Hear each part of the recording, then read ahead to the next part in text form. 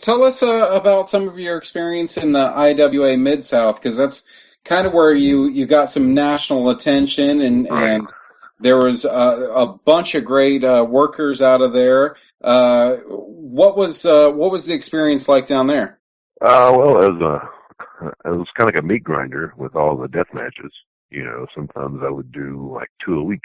Ouch. Two matches a week of just crazy glass and this and that and the other, and barbed wire and thumbtacks, and that didn't even count what you were doing elsewhere. You know, sometimes I would be for sure, be doing two very violent death matches a week. Working there. That's not even counting other companies. But it toughens you up, and it makes you really reevaluate if wrestling's what you want to do, and it's kind of like pushing all your chips on the table, going all in. Well, this is what's going on. This is what I want to do. So let's do it. Well, It, and it, go go ahead, ahead, Rick. Zane. Go Go ahead, ahead. Zane. But there was also a lot of, like I said, there was a lot of really talented wrestlers coming there, and that's the reason I wanted to go there in the first place. And to this day, some of the shows might not be as frequent anymore, and they might not be as violent as they used to be, but IWA Mid-South is still a place where younger, not nationally known wrestlers can go and get a chance to test themselves against a higher level of competition. And that's why I went there in the first place, and still go there too.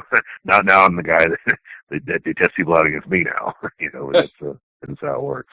Well, and from there, there's so many names that if you're a wrestling fan, you recognize that came out of the IWA Mid South, and for Southern Indiana, that's kind of crazy how that all came together like that. Well, that was, like I say, when I started going there, not just the young talent that later went on to become world champions in various promotions, but you also had a nice mix of Louisville was part of the Memphis tour, the Memphis circuit. So you had a lot of the Memphis workers would rotate in there, and Ian Rotten being a former ECW wrestler, he had a lot of ECW contacts. So like it was a really good mix, and it was a really good test for myself at that point in my career, because I hadn't really been challenged too much wrestling in Texas against, I'm not saying bad competition, but not nationally known competition. If you want to get better, you can't just have matches with the same guys over and over again. You're not going to get better. You have to go out there and jump in the meat grinder, I guess. We are talking to none other than the Necro Butcher. Right before you, Necro Butcher, we had Dan Severn on, and I asked him this question. He was able to compare the MMA and professional wrestling and how he would compare the two. I guess for somebody like yourself who puts your body on the line, like you just said, 2 nights a week in death matches, for somebody to come up to you and say, professional wrestling's not real. What do you say to somebody like that? Well, I mean, it's not my job to, explain anything to anyone. I don't, I generally don't go out anywhere. Wrestling is all I do for income, so often I don't find myself in that sort of predicament too often. I mean, some people are always gonna, some people like chocolate ice cream, some people like vanilla ice cream. There's all kinds of ice cream, and there's enough for everybody. That's a very diplomatic question or diplomatic answer. Yeah, but go ahead, Zane. Well, from IWA Mid South, then you started working with Combat Zone, and you still work with them occasionally today, right? Not lately. Like I was only going out there like once a year, so once or twice a year. But I think that's even finally dried up. But I had some good times out there. Met some good guys, some good wrestlers, some good fans. Had some good times, good memories. No regrets. Well, one of the most famous angles that you're involved with was when they invaded Ring of Honor. Now, can you tell us the difference in the philosophies of the two promotions behind the scenes? Well, what do you mean philosophies? I mean, as far as their shows, or yeah. How was it different when you were working a Ring of Honor show versus working a CZW show? Well, I would say, like, for one thing, it was Ring of Honor was a bigger company in that, CZW had just ran shows there in Philadelphia and, once in a while Delaware, so we would do these, the CZW wrestlers would be on Ring of Honor shows, throughout the country, and, probably 75% of the crowd had no idea who you were, what I'm saying? Because it was a bigger show that went around the country more and had more fans. So their fans were obviously more supportive of the wrestlers they're more familiar with as opposed to the outsiders. But that was a lot of fun too. It was it's a lot of those cities I had never even been to before. Especially some of the arenas. I think. I think a singles match, a barbed wire match with BJ Whitmer. It's still that was the biggest attendance the Ring of Honor ever had in Dayton. I was also part of like a 6-man match in Philadelphia, I think, or the Cage of Death. I think, the Cage of Death for the CZW versus Ring of Honor. That was still the biggest house Ring of Honor ever had in Philadelphia. And there was one more, I think it might have been Cleveland or something. That was 3 biggest main events, I was part of them, so I was very fortunate to be a part of all that. When Zane was mentioning some of the big names you've wrestled over your career, you end up obviously wrestling in PWG for Pro Wrestling Guerrilla for a while as well. You've been in the ring with the Briscoe brothers. You've faced off against Kevin Steen before.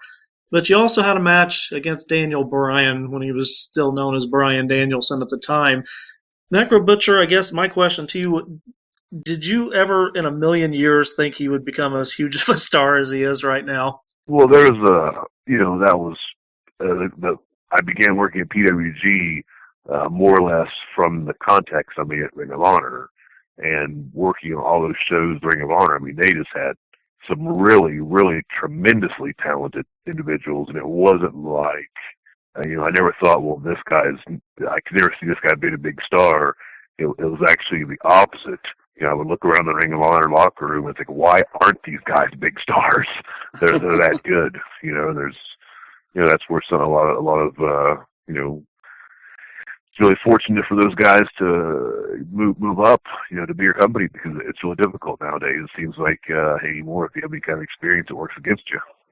So there's some tremendously talented wrestlers in Ring of Honor that should have been there a long time ago. There's still plenty of them there now that should be somewhere else. But luckily for the Ring of Honor fans, they're still there. You've had a lot of battles and partnerships with another hardcore icon in the Midwest, and that's Madman Pondo. What's your thoughts on working with him in the ring? Well, I had been a fan of his, before I met him, so I was somewhat familiar with his style of matches. So by the time I actually had a in the ring confrontation with him, I was somewhat familiar with what was going to happen, and I think it made a better match being a little familiar with the kind of stuff he did. But that was from IWA. Like I think I'd maybe met him once before I went to IWA. Like he was one of the main event guys there when I went there. And he was in the more violent matches, so like I said, wanting to elevate myself on the card of where I was, that was, of course, a match that I sought out was to have more matches with him, because that would mean it'd be a main event, and that would mean there'd be more money, that'd be, all things that you want as a wrestler. A lot of guys don't have the opportunity, to get to travel and, wrestle in different countries, but you were fortunate enough that you've been able to participate in Big Japan. What's it like, I guess, for you and your style of wrestling? How different is it in Japan as it is to America or North America? Well, I mean, people say Japanese crowds are tougher, but I think they're easier. You just have to know what to give them. I've worked, the first company that took me to Japan was Big Japan. I think I was there for, 5 years or so. And then I went to an Noki's company, that IGF, and I was there for maybe 2 years or 3 years, I'm not sure. And then the most recent time I went was for 01. And like all those guys are in good shape, and they all take wrestling pretty seriously, and never have to worry about having I can't recall too many times having to question my opponent's abilities in Japan, whereas oftentimes that's the case. In America, you might wrestle someone really not that good, but for generally speaking, I would say the competition's a lot better over there, and I can deal with it just fine. You were also, it's been several years back, 2005 or 6 or something like that. You were with Chikara, and they came up with that Team WWF. How did CP Monk, the straight edge chipmunk, come about? No, I don't remember who contacted me about that, to be honest with you. It might have been Chris Hero. Really? I'm not sure. It's been so long ago, so long ago. Yeah, that was the same. Hey, we're gonna pay you this much money to do this. Do you want to do this? Yes. So it was a lot of fun, Go ahead, Zane. You're up, brother. Well, looking at your past entrance music, I see some Johnny Cash, I see some Tom Petty. I think that you and I could probably hang out and listen to music a lot together. What is your favorite type of music or your favorite artist to listen to when you're not walking to the ring? Oh, I don't know. Those ring music, 9 times out of 10, I just ask the promoter or whatever they have. And if they have nothing, it just depends what kind of mood I'm in. I don't really have anything. It's just, just got a few seconds there to play some music as you get in the ring, try to get the crowd a little bit more interested or get them excited or whatever. I don't know. A lot of that stuff is stuff that I was listening to at the time. So that's pretty good. I think the only ring music I did not like was. I think when I first started with Juggalo Championship Wrestling, they had me use Marilyn Manson. Not really a big fan of Marilyn Manson. And then when I was in Big Japan, they had me use Nickelback. Ooh. Oh my God, I'm definitely not a big Nickelback, but that's they're the ones paying you. So, Yep. but most of the time, it's stuff that I like. It's a big thing. Well, when you're traveling down the road, what's in your CD player or on your iPod that you're listening to? It's usually talk radio. If there's a minor league baseball game on somewhere, I'll listen to that. Or if it's late at night, I like to listen to Coast AM. I've been listening to that for, my God, probably 15 years, maybe 20 years. I've been listening to Coast back when. Art Bell, early 90s, I started listening to that stuff. So, that's over 20 years I've been listening to that stuff. Yeah, I'm a big talk radio guy. Or even worst case scenario, I'll listen to, political talk radio for a little while, and I get mad and turn it off. But I'll give any talk radio. NPR, I listen to NPR a lot. I'm a talk radio guy. I'm a nerd. Well, and I see on your Facebook team that you are a fan of a lot of minor league baseball teams. What started your interest in baseball? Well, I think that I always was fond of baseball. I played little league and collected baseball cards and all the stuff that normal kids do. I think the passion for baseball has increased exponentially over the years due to I used to be so overly fascinated with wrestling. A lot of the time that I spent watching baseball games now, I used to spend watching wrestling. But, I'm kind of sick of wrestling, so all the time that I'd normally watch wrestling tapes or VHSs or go to shows or whatnot is spent, going to baseball games and listening to games on the internet and whatnot, or playing, baseball games on the PlayStation. That's just, I don't know, wrestling used to be my passion, I guess, until I get into it.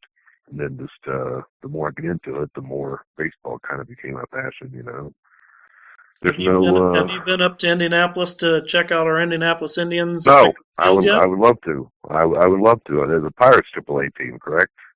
Yes. I would love to. I've been to baseball and been to baseball games in 4 different cities in Japan. Been to baseball in Mexico. I don't know how many different stadiums in America. I don't know, 20 or 30 probably. I tell you what, you have an open invitation from Zane and myself. The next time you're in the Indianapolis area, and it's summertime, we will go check out the Indians together. I would love to, man. I would love to very much. I mean, there's no, if you were to tell me to describe my perfect day, it would involve a baseball game.